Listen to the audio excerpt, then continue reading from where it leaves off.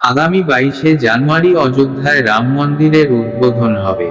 সারা পৃথিবী তাকিয়ে আছে প্রভু রামের জন্মভূমি অযোধ্যার দিকে।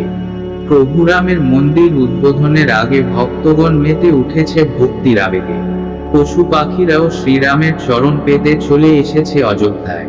যে সকল পাখি কোনোদিন অযোধ্যায় দেখা যেত না, তারা এখন রাম মন্দিরের আশেপাশে ঘোরাঘুরি করছে।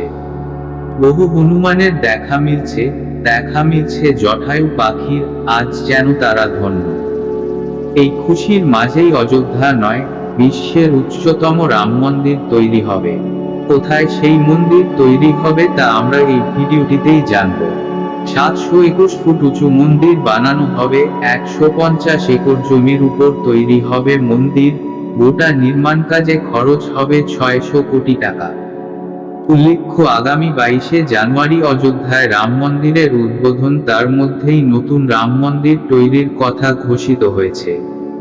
শ্রীরাম বেদিক অ্যান্ড কালচারাল ট্রাস্টের উদ্যোগে তৈরি হবে এই মন্দির। তবে শুধু মন্দির নয়, 150 একর জমি জুড়ে একটি হাব বানানোর পরিকল্পনা রয়েছে কর্তৃপক্ষের।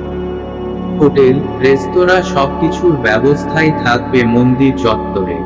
এমনকি রামায়ণের কাহিনীর অনুকরণে চিত্রকূট বটিকা, পঞ্চবটি বটিকার বাগানও বানানো হবে সেখানে। এতেই শেষ নয়, মন্দির চত্বরে থাকবে রাম নিবাস হোটেল।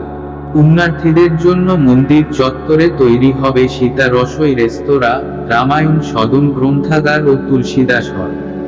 আপাতত গোটা মন্দির চত্বরের নকশা তৈরির কাজ চলছে। কর্তৃপক্ষের পরিকল্পনা অনুযায়ী যোগা কোর্ট, ধ্যানের জন্য আলাদা কোর্ট, সমস্ত কিছুর ব্যবস্থা থাকবে মন্দির চত্বরে। রামকে নিয়ে তৈরি হবে বিশেষ মিউজিয়াম।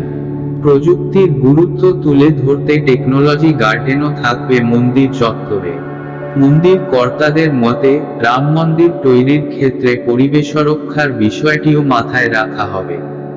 একেবারে কার্বন মুক্ত পরিবেশ গড়ে তোলা হবে মন্দির চত্বরে। সোলার প্যানেল থেকে বিদ্যুতের ব্যবস্থা হবে। এছাড়াও নানা রকমের সাংস্কৃতিক অনুষ্ঠানের আয়োজন করা হবে প্রতিদিন। তবে বন্ধুরা, কোথায় সেই মন্দির তৈরি হবে সেটা আজ জেনে নেওয়ার আগে আমার অনুরোধ, ইউটিউব চ্যানেলটি সাবস্ক্রাইব করুন।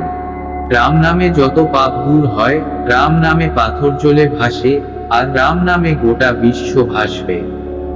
ভারতে শুধু নয়, বিশ্বের সবচেয়ে উঁচু রাম মন্দির হবে অস্ট্রেলিয়ায়। এর উচ্চতা হবে 721 ফুট। জয় শ্রীরাম। শেষ করছি ভিডিওটি। ভালো লাগলে একটি লাইক দিন আর সাবস্ক্রাইব করুন। ধন্যবাদ।